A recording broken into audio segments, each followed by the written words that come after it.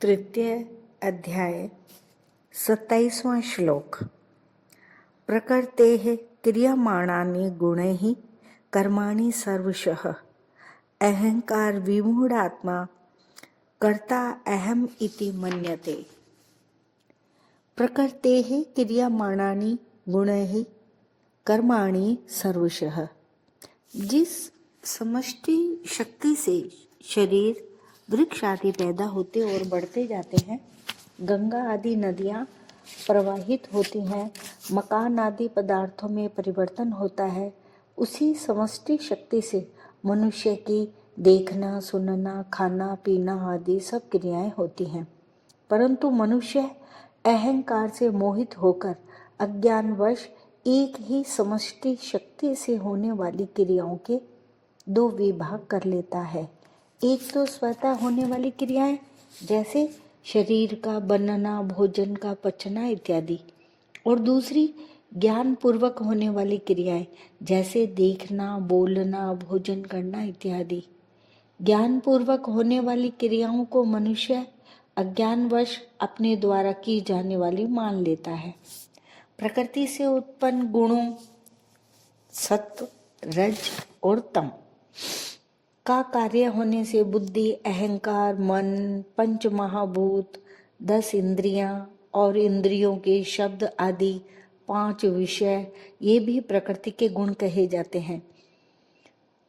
उपयुक्त पदों में भगवान स्पष्ट करते हैं कि संपूर्ण क्रियाएं चाहे समष्टि की हो या व्यष्टि की, प्रकृति के गुणों द्वारा ही की जाती हैं, स्वरूप के द्वारा नहीं। अहंकार विमूढ़ात्मा अर्थात अहंकार अंतःकरण की एक वृत्ति है, स्वयं उस वृत्ति का ज्ञाता है, परंतु भूल से स्वयं को उस वृत्ति से मिलाने अर्थात उस वृत्ति को ही अपना स्वरूप मान लेने से यह मनुष्य विमूढ़ आत्मा कहा जाता है। जैसे शरीर इदम है, ऐसे ही अहंकार भी इदम है। इदम अर्थात यह है, कभी अहम अर्थात मैं नहीं हो सकता। इदम कभी अहम नहीं हो सकता, यह सिद्धांत है।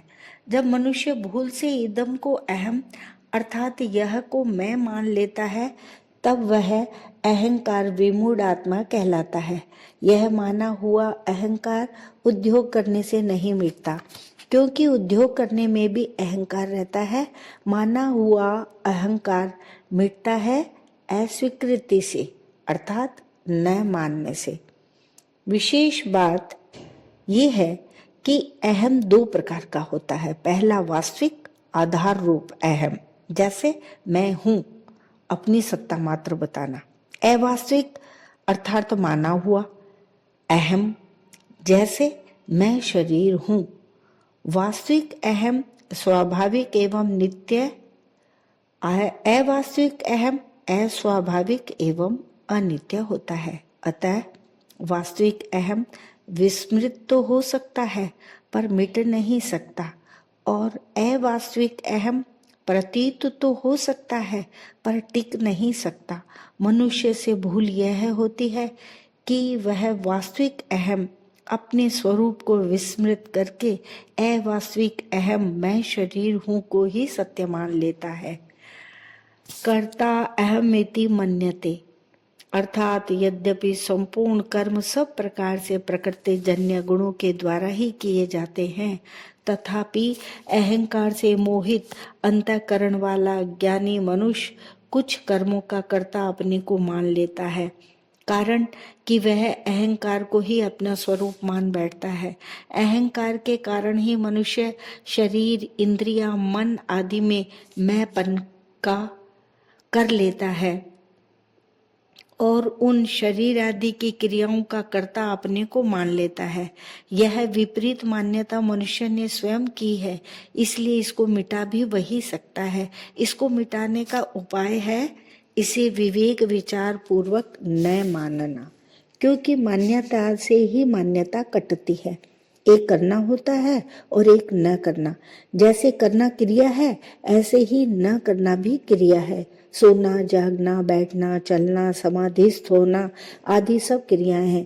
क्रिया मात्र प्रकृति में होती है, स्वयं चेतन स्वरूप में करना और न करना दोनों ही नहीं है, क्योंकि वह इन दोनों से परे है। वह अक्रिय और सबका प्रकाशक है। यदि स्वयं में भी क्रिया होती तो यह क्रिया का ज्ञाता कैसे होता? करना और न करना वहां होता है जहां अहम रहता है। अहम न रहने पर क्रिया के साथ कोई संबंध नहीं रहता।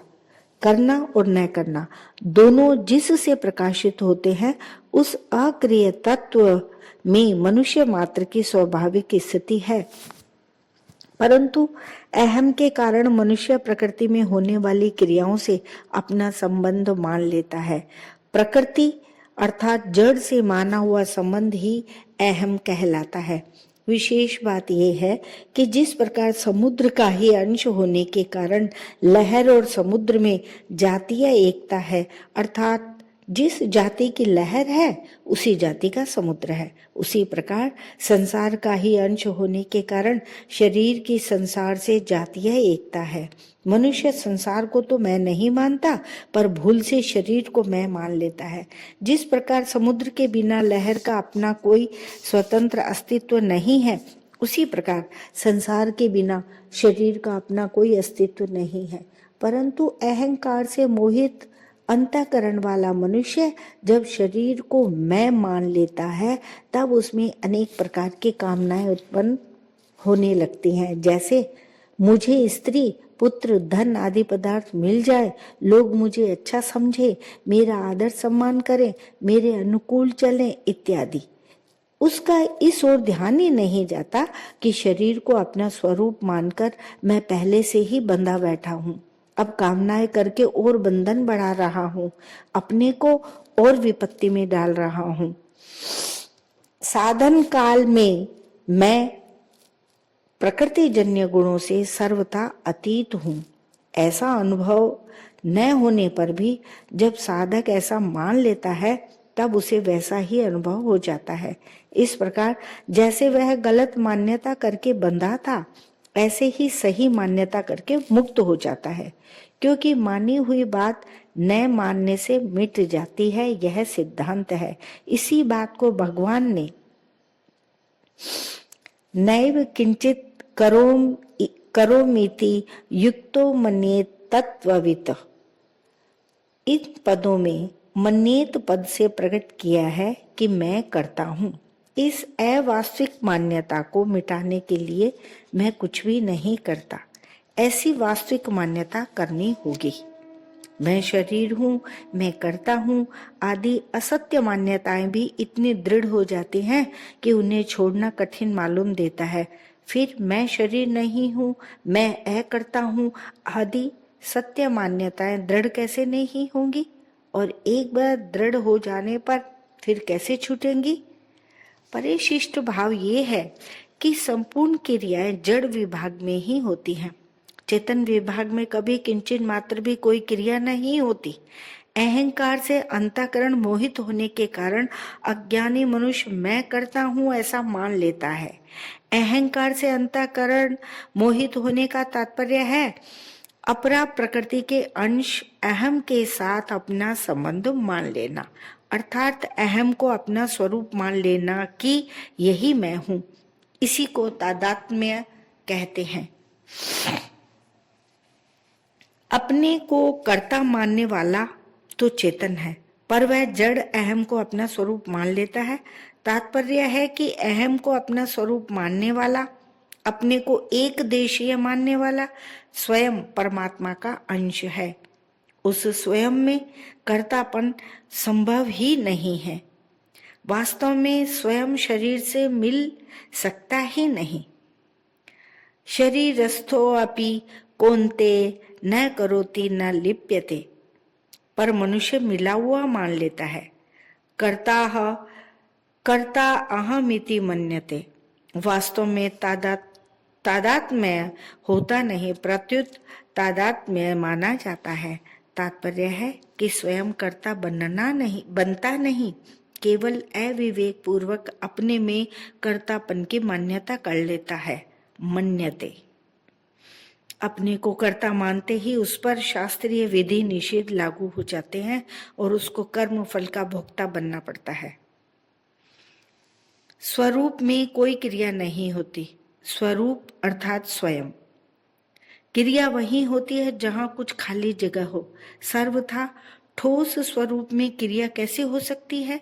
परंतु अपने को कर्ता मान लेने से वह प्रकृति की जिस क्रिया के साथ संबंध जोड़ता है वह क्रिया उसके लिए फलजनक कर्म बन जाती है, जिसका फल उसको भोगना ही पड़ता है। कारण कि जो करता होता है वही भोगता होता है। स्वरूप का कारक मात्र से सर्वथा संबंध विच्छेद है, इसलिए स्वरूप में लेश मात्र भी कर्तृत्व नहीं है। कर्तृत्व का विभाग ही अलग है। आज तक देवता, मनुष्य, पशु, पक्षी, यक्ष, राक्षस आदि अनेक योनियों में जो भी कर्म किए गए हैं उनमें से कोई भी कर्म स्वरूप तक नहीं पहुंचा तथा कोई भी शरीर स्वरूप तक नहीं पहुंचा, क्योंकि कर्म और पदार्थ का विभाग ही अलग है और स्वरूप का विभाग ही अलग है। परंतु इस विवेक को महत्व न देने के कारण मनुष्य कर्म और फल में बंध जाता है। जब तक करना है तब तक अहंकार के साथ संबंध है, क्योंकि अहंकार के बिना करना सिद्ध नहीं होता। करने का भाव होने पर कर्तृत्व अभिमान हो ही जाता है। कर्तृत्व अभिमान होने से करना होता है और करने से कर्तृत्व अभिमान पुष्ट होता है। इसलिए किए हुए साधन से साधक कभी अहंकार रहित हो ही नहीं सकता। अहंकार पूर्वक किया गया कर्म कभी कल्याण नहीं कर सकता, क्योंकि सब अनर्थों का जन्म मरण का मूल अहंकार ही है। अपने लिए कुछ न करने से अहंकार के साथ संबंध नहीं रहता, अर्थात प्रकृति मात्र से संबंध विच्छेद हो जाता है। इसलिए साधक को चाहिए कि वह क्रिया को महत्व न देकर अपने विवेक को महत्व दे। विवेक को महत्व देने से विवेक स्वतः स्पष्ट होता रहता है और साधक का मार्गदर्शन करता रहता है। आगे चलकर यह विवेक ही तत्व ज्ञान में परिणत हो जाता है। 28वां श्लोक।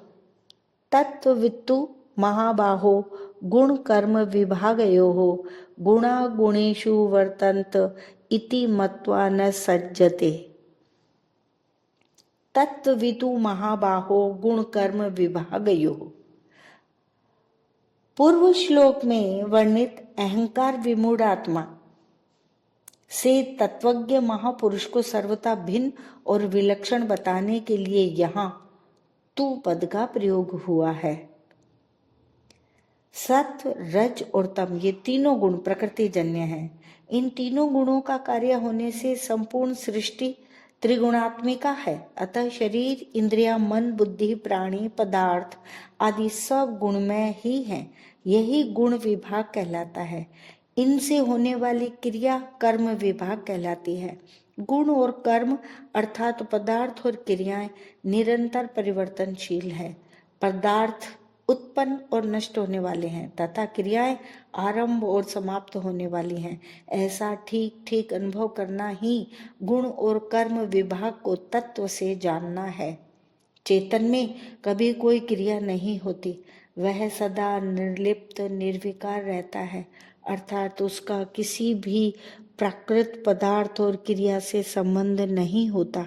ऐसा ठीक ठीक अनुभव करना ही चेतन को तत्व से जानना है। अज्ञानी पुरुष जब इन गुण विभाग और कर्म विभाग से अपना संबंध मान लेता है तब वह बंध जाता है। शास्त्रीय दृष्टि से तो इस बंधन का मुख्य कारण अज्ञान है, पर साधक की दृष्टि से राग ही मुख्य कारण है। राग अविवेक से होता है। विवेक जागृत होने पर राग नष्ट हो जाता है। यह विवेक मनुष्य में विशेष रूप से है। आवश्यकता केवल इस विवेक को महत्व देकर जागृत करने की है।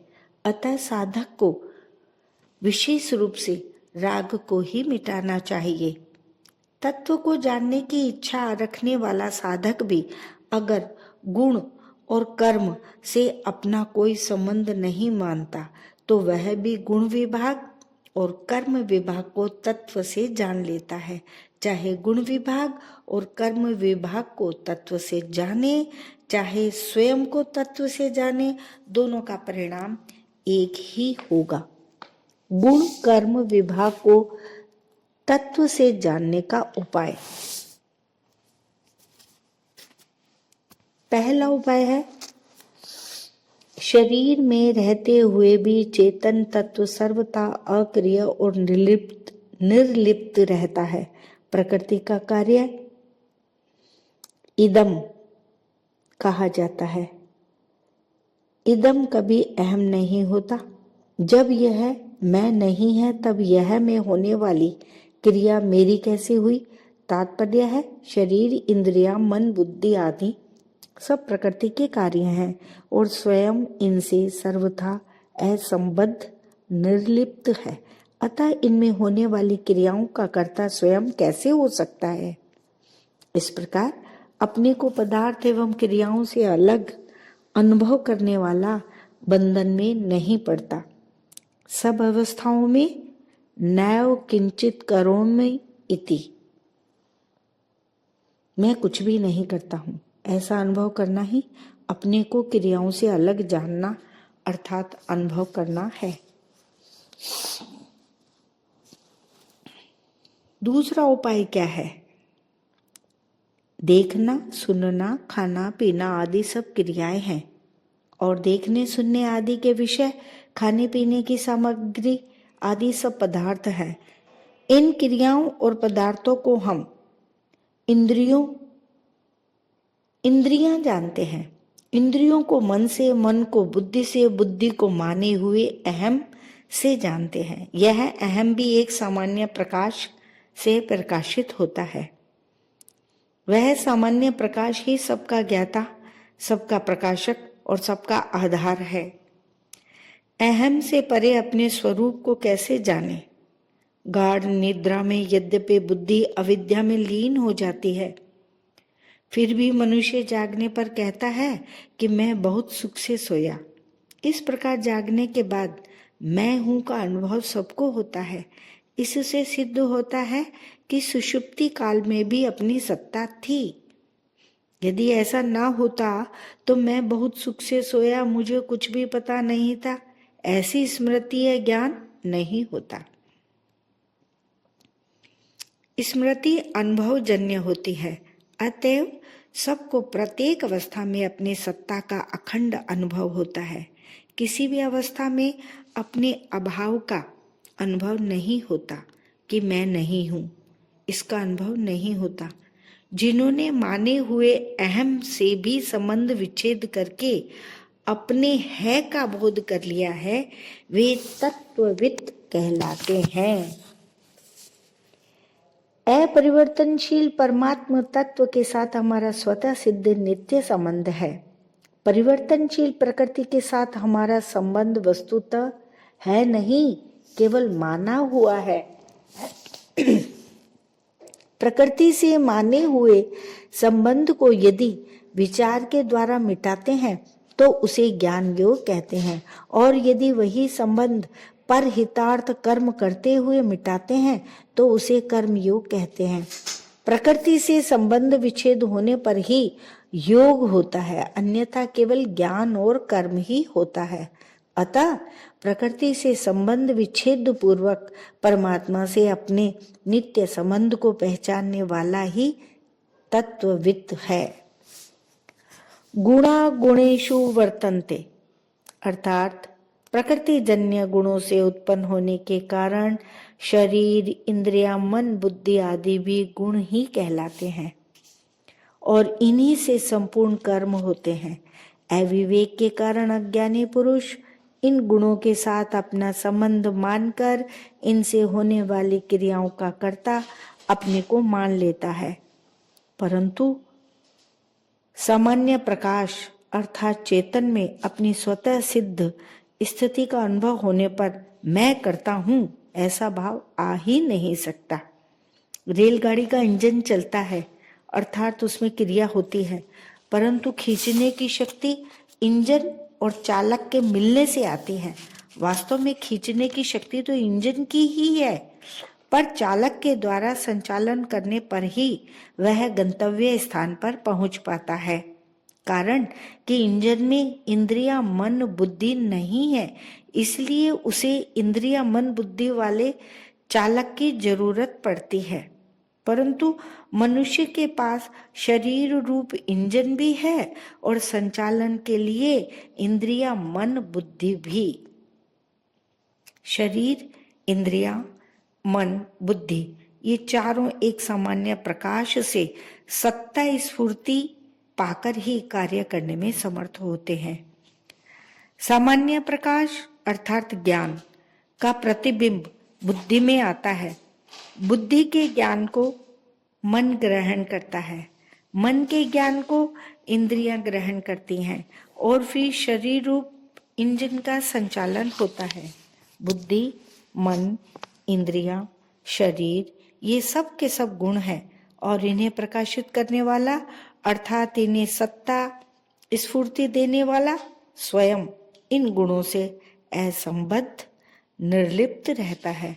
अतः वास्तव में संपूर्ण गुण ही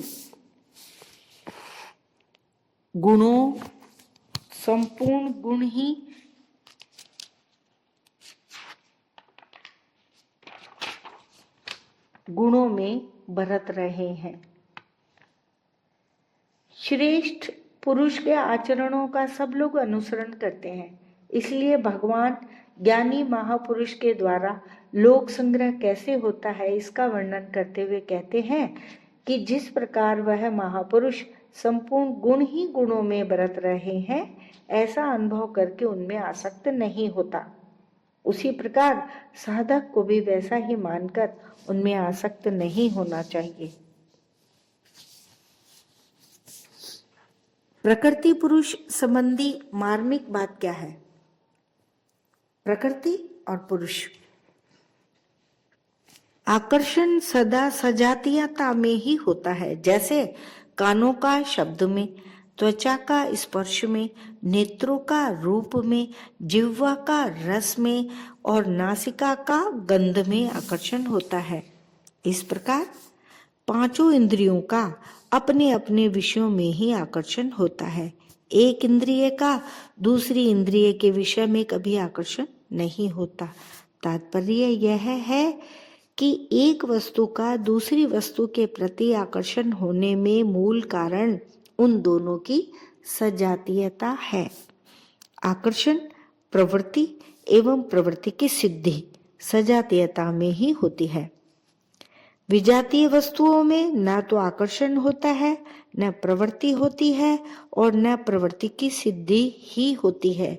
इसलिए आकर्षण, प्रवृत्ति और प्रवृत्ति की सिद्धि सजातीयता के कारण प्रकृति में ही होती है, परंतु पुरुष में अर्थात चेतन में विजातीय प्रकृति का जो आकर्षण प्रतीत होता है, उसमें भी वास्तव में प्रकृति का ही अंश प्रकृति की ओर आकर्षित होता है।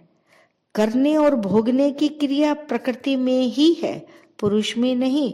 पुरुष तो सदा निर्विकार, नित्य, अचल तथा एक रस रहता है। पुरुष का अर्थ चेतन। भगवान ने बताया है कि शरीर में स्थित होने पर भी पुरुष अर्थात चेतन वस्तुतः न तो कुछ करता है और न लिप्त होता है। शरीर स्थो अपि कौन्ते न करोति न लिप्यते।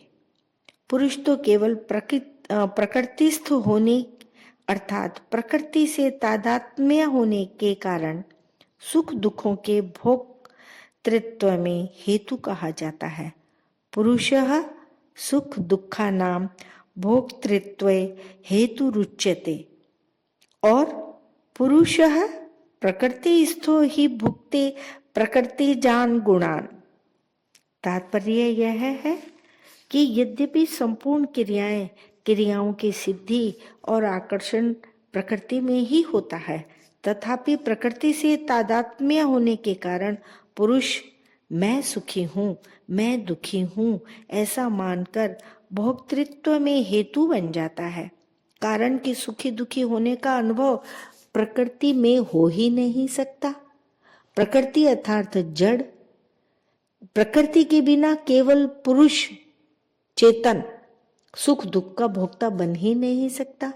पुरुष में प्रकृति की परिवर्तन क्रिया या विकार नहीं है, परंतु उसमें संबंध मानने अथवा न मानने की योग्यता तो है ही।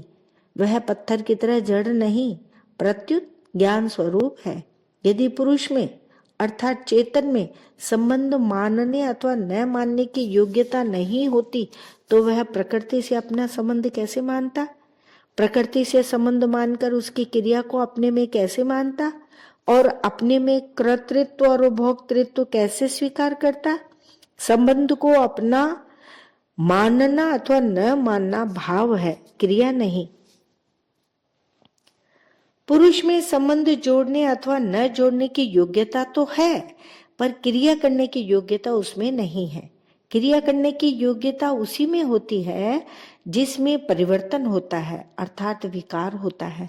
पुरुष में परिवर्तन का स्वभाव नहीं है, जबकि प्रकृति में परिवर्तन का स्वभाव है, अर्थात प्रकृति में क्रियाशीलता स्वाभाविक है। इसलिए प्रकृति से संबंध जोड़ने पर ही पुरुष अपने में क्रिया मान लेता है। कर्ता अहम इति मन्यते। पुरुष में कोई परिवर्तन नहीं होता, यह उसकी कोई अशक्तता या कमी नहीं है, प्रत्युत उसकी महत्ता है। वह निरंतर एक रस एक रूप रहने वाला है। परिवर्तन होना उसका स्वभाव ही नहीं है, जैसे बर्फ में गर्म होने का स्वभाव या योग्यता नहीं है। परिवर्तन रूप क्रिया होना प्रकृति का स्वभाव है, पुरुष का नहीं। परंतु प्रकृति से अपना संबंध न मानने के इसमें पूरी योग्यता, सामर्थ्य, स्वतंत्रता है, क्योंकि वास्तव में प्रकृति से संबंध मूल में नहीं है। प्रकृति के अंश शरीर को पुरुष जब अपना स्वरूप मान लेता है, तब प्रकृति के उस अंश में सजातीय प्रकृति का आकर्षण, क्रियाएं और उनके फल की प्राप्ति होती रहती है। इसी का संकेत यहाँ गुणाः गुणेषु वर्तन्ते पदों से किया गया है। गुणों में अपनी स्थिति मानकर पुरुष अर्थात चेतन सुखी दुखी होता रहता है। वास्तव में सुख दुख की पृथक सत्ता नहीं है। इसलिए भगवान गुणों से माने हुए संबंध का विच्छेद करने के लिए विशेष जोर देते हैं। तात्विक दृष्टि से देखा जाए तो संबंध विच्छेद पहले से ही है, सदा से ही है, केवल भूल से संबंध माना हुआ है। अतः माने हुए संबंध को अस्वीकार करके केवल गुण ही गुणों में बरत रहे हैं। इस वास्तविकता को पहचानना है। इति मत्वा न सज्जते, यहाँ मत्वा पद जानने के अर्थ में आया है। तत्वज्ञ महापुरुष प्रकृति और पुरुष को स्वाभाविक अलग अलग जानता है, इसलिए वह प्रकृति जन्य गुणों में आसक्त नहीं होता। भगवान मत्वा पद का प्रयोग करके मानो साधकों को यह आज्ञा देते हैं कि वे भी प्रकृति जन्य गुणों को अलग मानकर उसमें आसक्त ना हो। विशेष बात यह है कि कर्मयोगी और सांख्य योगी दोनों की साधना प्रणाली में एकता नहीं होती। कर्मयोगी गुणों से मानी हुई एकता को मिटाने की चेष्टा करता है, इसलिए श्रीमद् भागवत में कर्मयोगस्तु कामिनाम कहा गया है। भगवान ने भी इसलिए कर्मयोगी के लिए कर्म करने की आवश्यकता पर विशेष जोर दिया है। जैसे कर्मों का आरंभ किए बिना मनुष्य निष्कर्मता को प्राप्त नहीं होता, योग में आरूढ़ होने की इच्छा वाले मननशील पुरुष के लिए कर्म करना ही हेतु कहा गया है। कर्मयोगी कर्मों को तो करता है, पर उनको अपने लिए नहीं, प्रत्युत दूसरों के हित के लिए ही करता है। इसलिए वह उन कर्मों का भोक्ता नहीं बनता। भोक्ता न बनने से अर्थात भोक्तृत्व का नाश होने से कृतृत्व का नाश स्वतः हो जाता है।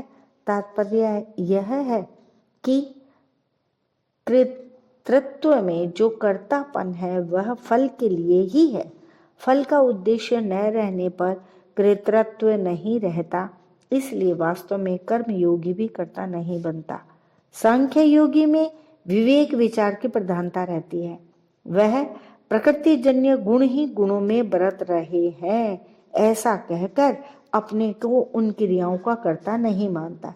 इसी बात को भगवान कहते हैं कि जो पुरुष संपूर्ण कर्मों को सब प्रकार से प्रकृति के द्वारा ही किए जाते हुए देखता है और स्वयं को, आत्मा को अकर्ता देखता है, वही यथार्थ देखता है। इस प्रकार सांख्य योगी कर्तृत्व का नाश करता है। कर्तृत्व का नाश होने पर भोक्तृत्व का नाश स्वतः हो जाता है। भगवान ने कई उदाहरणों एवं दृष्टिकोणों से कर्म करने पर ही जोर दिया है। जैसे जनक आदि महापुरुष भी निष्काम भाव से कर्म करके परम सिद्धि को प्राप्त हुए। मैं भी कर्म करता हूँ। ज्ञानी महापुरुष भी अज्ञानी पुरुषों के समान लोक संग्रहार्थ कर्म करता है। इससे सिद्ध होता है कि प्रत्येक दृष्टि से कर्म करना ही श्रेयस्कर है। परिशिष्ट भाव ये है कि जो अहंकार से मोहित नहीं होता वह तत्ववित् होता है। इस तत्ववित् को ही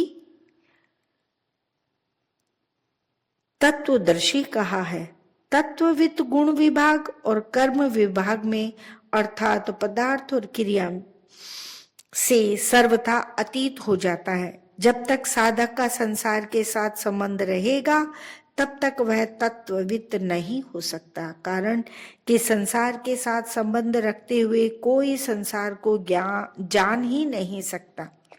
संसार से सर्वथा अलग होने पर ही संसार को जान सकते हैं, यह नियम है। इसी तरह परमात्मा से अलग होकर कोई परमात्मा को जान ही नहीं सकता। परमात्मा से एक होकर ही परमात्मा को जान सकते हैं, यह नियम है। कारण यह है कि वास्तव में हम संसार से अलग हैं और परमात्मा से एक हैं। शरीर की संसार के साथ एकता है, हमारी परमात्मा के साथ एकता है।